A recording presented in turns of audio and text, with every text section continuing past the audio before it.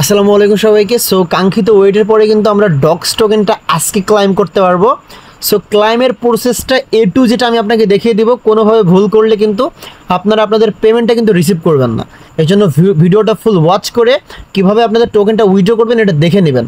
তার আগে ছোট্ট একটা রিকোয়েস্ট করবো, যারা এখনও টেলিগ্রাম চ্যানেলে জয়েন করেননি, ভিডিও ডিসক্রিপশন বক্স থেকে মাস্ট বি জয়েন করবেন এবং ভিডিওতে মাস্ট বি একটা লাইক করবেন এবং অবশ্যই কমেন্ট করবেন। আপনাদের কাছে রিকোয়েস্ট, কারণ আমরা অনেক কষ্ট করে ভিডিও মেক করতেছি, বাট আপনাদের কোনো প্রকার সাপোর্ট পাচ্ছি না। আপনাদের কাছে হাত জোর করে রিকোয়েস্ট করবো ভাই, অবশ্যই লাইক কমেন্ট করে ইন্সপিরেশন করবেন। এবং আমি কিন্তু ভাই একদমই শুরু থেকে চেষ্টা করতেছি আপনাদেরকে ভালো কিছু দেওয়ার জন্য, যেগুলো থেকে আপনারা আর্ন করতে পারবেন। A to Z আপডেটগুলো মোটামুটি আপনাদের মাঝে সবসময় শেয়ার করার চেষ্টা করি, ভালো ভালো আপডেটগুলো। সো আপনারা ভাই মানে কি বলবো, কিছু বলার নাই। যদি পারেন জাস্ট এতটুকু লাইক কমেন্ট দিয়ে আপনারা ইন্সপিরেশন করবেন। সো এখন কথা হচ্ছে আপনারা ডক্স কয়েনটা কীভাবে ক্লাইম করবেন। সো প্রথমত আপনারা আপনাদের ডক্স কয়েনে ডিরেক্ট প্রবেশ করবেন। এই যে আমরা লিঙ্ক কিন্তু ডিরেক্ট এখানে দেখতে পারতেছেন। সো আমাদের যে কোনো একটা পোস্টকে মেনশন করা রয়েছে। সো আপনারা এরকম একটা পোস্টে আসলেই দেখতে পারবেন। সো প্রথমত আপনারা এই যে বোর্ডটা আছে, বোর্ডটা স্টার্ট করে দেবেন এবং আমার যে সেকেন্ড অ্যাকাউন্ট রয়েছে সেটা থেকে কিন্তু আমি অলরেডি উইথড্র নিয়ে নিয়েছি, ঠিক আছে।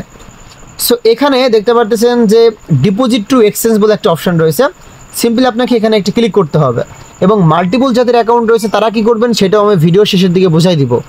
তারপর আপনি সিম্পলি এখানে এক্সচেঞ্জটা সিলেক্টেড করবেন, দেন কন্টিনিউ অপশানে একটা ক্লিক করবেন। যাদের মাল্টিপল অ্যাকাউন্ট রয়েছে, সবচেয়ে বেশি টোকেন যেই অ্যাকাউন্টের ভিতরে রয়েছে তারাই এক্সচেঞ্জটা সিলেক্টেড করবেন।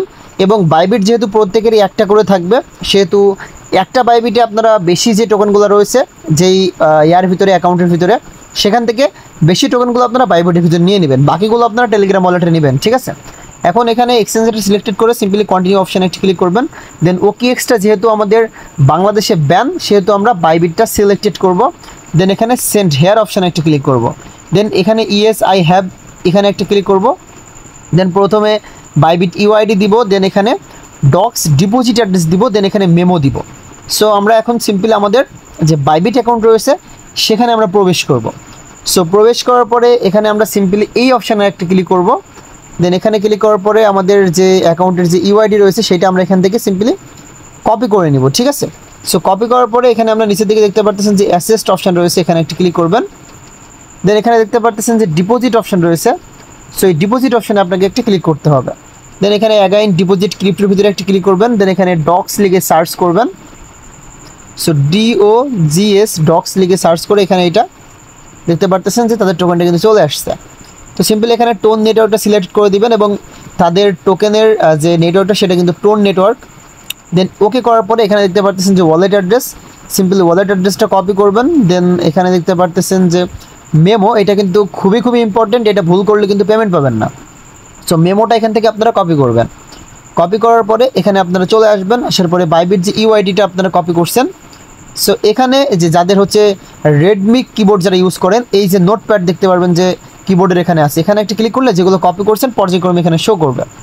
সো প্রথমে এই যে এটা হচ্ছে আমাদের UID, UIDটা এখানে দিবেন এবং 2 নম্বরে চাচ্ছে হচ্ছে ডক্সের ডিপোজিট অ্যাড্রেস, এইটা হচ্ছে ডিপোজিট অ্যাড্রেস। এবং 3 নম্বরে চাচ্ছে হচ্ছে মেমো। সো 3 নম্বরে এই যে মেমোটা দেখতে পারতেছেন, এই মেমোটা আমরা এখানে দিয়ে দিব।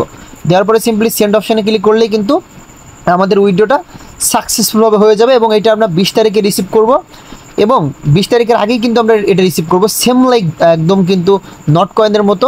সো লিস্টেড হওয়ার সাথে সাথেই কিন্তু আমরা এটা বাইবিটের মাধ্যমে ডিরেক্ট স্পট থেকে কিন্তু আমরা সেল করে দিতে পারবো। এবং আপনারা যখন এটা ডিপোজিট করবেন তখন কিন্তু এই ফান্ডটা কিন্তু মানে টোকেনটা কিন্তু ডিরেক্ট আপনাদের এখানে শো করবে, ফান্ডিংয়ের এখানে শো করবে।